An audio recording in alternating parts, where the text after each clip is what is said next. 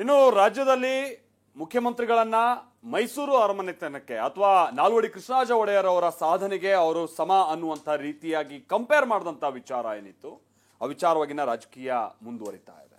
ಈಗಲೂ ಕೂಡ ಯತೀಂದ್ರ ಅವರ ಹೇಳಿಕೆಯನ್ನ ಖಂಡಿಸಿ ವಿಪಕ್ಷಗಳು ಬಹಳ ಟೀಕೆ ಟಿಪ್ಪಣಿಗಳನ್ನ ಮುಂದುವರಿಸ್ತಾ ಇದ್ದಾರೆ. ಮತ್ತೊಂದು ಕಡೆ ಕಾಂಗ್ರೆಸ್ ನಾಯಕರುಗಳು ಸಂಪೂರ್ಣವಾಗಿ ಅಲ್ಲದೆ ಹೋದ್ರೂ ಕೂಡ ಆ ಹೇಳಿಕೆ ಕೊಟ್ಟಿರೋದ್ರಲ್ಲಿ ಏನ್ ತಪ್ಪು ಅಂತ ಪ್ರಶ್ನೆ ಮಾಡ್ತಾ ಇದ್ದಾರೆ. ಈ ಜಟಾಪಟಿ ಯಾವ ಕಡೆಗೆ ಸಾಗ್ತಾ ಇದೆ ಬನ್ನಿ ನೋಡೋಣ. ನಾಲ್ವಡಿ ಕೃಷ್ಣರಾಜ ಒಡೆಯರಿಗಿಂತ ಹೆಚ್ಚು ಅಥವಾ ಅದೇ ರೀತಿ ಕೇಳಿದ್ರಲ್ಲ, ಸಿಎಂ ಸಿದ್ದರಾಮಯ್ಯರ ಪುತ್ರ ಯತೀಂದ್ರ ಮಾಡಿರೋ ಇದೇ ಹೋಲಿಕೆ ರಾಜ್ಯ ರಾಜಕಾರಣದಲ್ಲಿ ಕಿಚ್ಚು ಹೊತ್ತಿಸಿದೆ.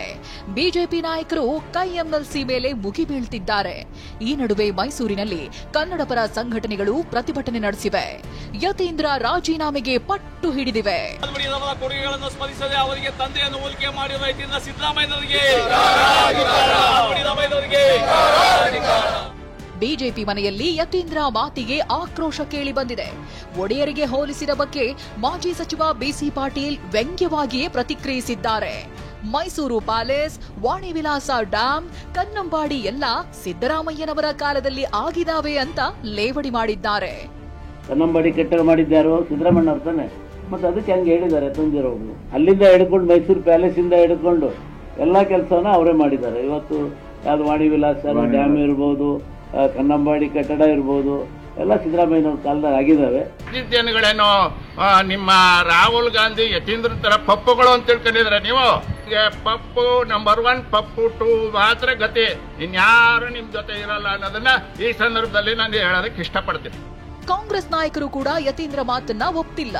ಆದರೆ ಸಿದ್ದರಾಮಯ್ಯ ಮೈಸೂರಿಗೆ ಕೊಟ್ಟಿರೋದನ್ನ ಒತ್ತಿ ಹೇಳ್ತಿದ್ದಾರೆ. ಈ ಬಗ್ಗೆ ಮಾತನಾಡಿರೋ ಸಚಿವ ಎಸ್.ಸಿ. ಮಹದೇವಪ್ಪ ಅವರಿಗೆ ಅವರೇ ಸಾಟಿ ಎಂದಿದ್ದಾರೆ. ಯಾವುದೇ ಒಂದು ವ್ಯಕ್ತಿಯನ್ನ ಇನ್ನೊಂದು ವ್ಯಕ್ತಿಗೆ ಹೋಲ್ಸಕ್ಕಾಗೋದಿಲ್ಲ. ಅವರವ್ರಿಗೆ ಸಾಟಿ. ಇಲ್ಲಿ ವ್ಯಕ್ತಿಗತ ಹೋಲಿಕೆಗಿಂತ ಹೆಚ್ಚಾಗಿ ನಾಲ್ವಡಿ ಕೃಷ್ಣರಾಜ ಒಡೆಯರು ಮೈಸೂರು ಪ್ರಾಂತ್ಯದಲ್ಲಿ ರಾಜ್ಯದಲ್ಲಿ ಅಭಿವೃದ್ಧಿ ಮಾಡಿದರು. ಆ ನಿಟ್ಟಿನ ಅಭಿವೃದ್ಧಿ ಸಿದ್ದರಾಮಯ್ಯನವರ ಸರ್ಕಾರದಲ್ಲಿ ಆಗ್ತಾ ಇದೆ. ಬಿಜೆಪಿ ಆಡಳಿತದ ಅವಧಿಗಿಂತನೂ ನಮ್ಮ ಕಾಂಗ್ರೆಸ್ನ ಸಿದ್ದರಾಮಯ್ಯ ಸಾಹೇಬರು ಮೈಸೂರು ಭಾಗಕ್ಕೆ ಹೆಚ್ಚಿನ ಅಭಿವೃದ್ಧಿ ಮಾಡಿದ್ದಾರೆ. ಬಿಜೆಪಿ ಅವಧಿ ಏನಿತ್ತಲ್ಲ ಆ ಕಾಲದಲ್ಲಿ ಅಭಿವೃದ್ಧಿ ಆಗಿರಲಿಲ್ಲ.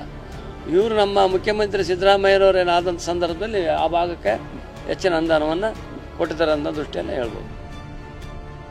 ಸುರ್ಜೇವಾಲಾ ಸೂಪರ್ ಸಿಎಂ ಎಂದವರಿಗೆ ಪರಂ ತಿರುಗೇಟು. ಯತೀಂದ್ರ ಮಾತು ಒಂದು ಕಡೆಯಾದ್ರೆ ರಾಜ್ಯ ಕಾಂಗ್ರೆಸ್ ಉಸ್ತುವಾರಿ ರಣದೀಪ್ ಸಿಂಗ್ ಸುರ್ಜೇವಾಲಾ ಅಧಿಕಾರಿಗಳ ಜೊತೆಗೆ ಸಭೆ ನಡೆಸಿದ್ದಾರೆಂಬ ಚರ್ಚೆ ದಿನ ಕಳೆದಂತೆ ತೀವ್ರಗೊಳ್ಳುತ್ತಿದೆ. ಇದೇ ವಿಚಾರವನ್ನ ಮುಂದಿಟ್ಟು ಜೆಡಿಎಸ್ ಯುವ ನಾಯಕ ನಿಖಿಲ್ ಕುಮಾರಸ್ವಾಮಿ ಸೂಪರ್ ಸಿಎಂ ಅನ್ನೋ ಪಟ್ಟವನ್ನ ಸುರ್ಜೇವಾಲಾ ಅವರಿಗೆ ಕೊಟ್ಟಿದ್ದಾರೆ. ಈ ಮಾತಿಗೆ ಗೃಹ ಸಚಿವ ಪರಮೇಶ್ವರ್ ಗರಂ ಆಗಿದ್ದಾರೆ.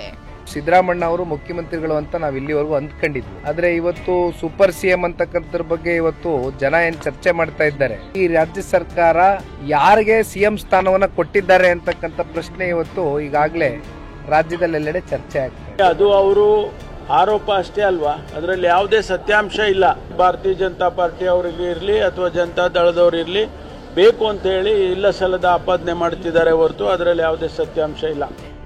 ಇಷ್ಟು ಮಾತ್ರವಲ್ಲ, ಬಿಜೆಪಿ ರಾಜ್ಯಾಧ್ಯಕ್ಷ ವಿಜೇಂದ್ರ ಕೂಡ ಸುರ್ಜೇವಾಲಾ ಸಭೆಗೆ ವ್ಯಂಗ್ಯವಾಡಿದ್ದಾರೆ. ಕರ್ನಾಟಕದ ಆಡಳಿತ ನಡೆಯುತ್ತಿರೋದು ವಿಧಾನಸೌಧದಿಂದಲ್ಲ, ದೆಹಲಿಯ ಕಾಂಗ್ರೆಸ್ ಹೈಕಮಾಂಡ್ ನಿವಾಸದಿಂದ ಅನ್ನೋದು ಇದೀಗ ಸ್ಪಷ್ಟವಾಗಿದೆ. ಕರ್ನಾಟಕ ರಾಜ್ಯ ಒಂದೇ ಆಧಾರ ಸ್ತಂಭವಾಗಿದೆ, ನೆಹರು ಕುಟುಂಬಕ್ಕೆ ಎಟಿಎಂ ಕೇಂದ್ರವಾಗಿದೆ ಅಂತ ಟ್ವೀಟ್ ಮಾಡಿದ್ದಾರೆ.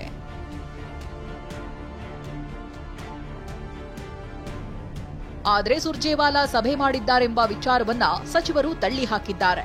ಕಾಂಗ್ರೆಸ್ ಪಕ್ಷ ಆಡಳಿತದಲ್ಲಿ ಯಾವತ್ತೂ ತಲೆ ಹಾಕಲ್ಲ ಎಂದಿದ್ದಾರೆ. ಕಾಂಗ್ರೆಸ್ ಪಕ್ಷ ಸರ್ಕಾರದ ಆಡಳಿತದಲ್ಲಿ ಎಂದೂ ತಲೆ ಹಾಕಿದ್ದಲ್ಲ. ಉಸ್ತುವಾರಿ ಕಾರ್ಯದರ್ಶಿ ಬಂದು ಮಂತ್ರಿಗಳನ್ನ ಮತ್ತು ಅಧಿಕಾರಿಗಳನ್ನ ವಿಮರ್ಶೆ ಮಾಡಿದಂತ ಉದಾಹರಣೆ ಇಲ್ಲ. ಇವೆಲ್ಲ ಸತ್ಯಕ್ಕೆ ದೂರವಾದಂಥ ವಿಷಯ. ಇವತ್ತು ನಮ್ಮ ಅಧ್ಯಕ್ಷರು ಹೇಳ್ಯಾರ, ಡಿ.ಕೆ. ಶಿವಕುಮಾರ್, ಆಮೇಲೆ ಖರ್ಗೆ ಸಾಹೇಬ್ರಾಗಲಿ ಸುರ್ಜೇವಾಲಾ ಅವರಾಗಲಿ ಯಾವ ಅಧಿಕಾರಿಗಳನ್ನೂ ಕರೆಸಿ ಮಾತಾಡಿಲ್ಲ. ಸುಮ್ಮನೆ ಕ್ರಿಯೇಷನ್, ನಮ್ಮ ವಿರೋಧ ಪಕ್ಷದವ್ರ ಕ್ರಿಯೇಷನ್ ಇದು. ಯಾವ ರೀತಿಯಿಂದ ಆ ರೀತಿ ಆಗಿಲ್ಲ. ನಾಳೆ ಮಂಡ್ಯದಲ್ಲಿ ಕಾಂಗ್ರೆಸ್ ಶಕ್ತಿ ಪ್ರದರ್ಶನ, ಜೆಡಿಎಸ್ಗೆ ಕೌಂಟರ್. ಇಷ್ಟೆಲ್ಲ ಚರ್ಚೆಗಳ ನಡುವೆ ಕಾಂಗ್ರೆಸ್ನ ಸರಣಿ ಸಮಾವೇಶಗಳು ಮುಂದುವರೆದಿವೆ. ನಾಳೆ ಮಂಡ್ಯ ಜಿಲ್ಲೆ ಮದ್ದೂರಿನಲ್ಲಿ ಬೃಹತ್ ಸಮಾವೇಶ ಆಯೋಜಿಸಿದೆ. CM Siddaramaiah, DCM DK Shivakumar ನೇತೃತ್ವದಲ್ಲಿ ಸಮಾವೇಶ ನಡೆಯಲಿದ್ದು 20,000ಕ್ಕೂ ಹೆಚ್ಚು ಜನರನ್ನ ಸೇರಿಸಿ ಶಕ್ತಿ ಪ್ರದರ್ಶನಕ್ಕೆ ಸಿದ್ಧತೆ ನಡೆದಿದೆ.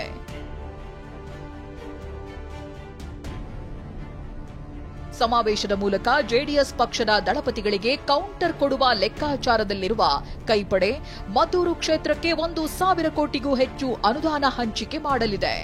ನಾಳಿನ ಸಮಾವೇಶದಲ್ಲೂ ಜೆಡಿಎಸ್ ವಿರುದ್ಧ ಸಿಎಂ, ಡಿಸಿಎಂ ತೊಡೆತಟ್ಟುವ ಸಾಧ್ಯತೆ ಇದ್ದು, ಮಂಡ್ಯದಿಂದ ಸಂಸದರಾಗಿರುವ ಕೇಂದ್ರ ಸಚಿವ ಕುಮಾರಸ್ವಾಮಿ ಅವರನ್ನ ಟಾರ್ಗೆಟ್ ಮಾಡುವ ಸಾಧ್ಯತೆ ಇದೆ. ಹರೀಶ್, ಟಿವಿ9 ಬೆಂಗಳೂರು.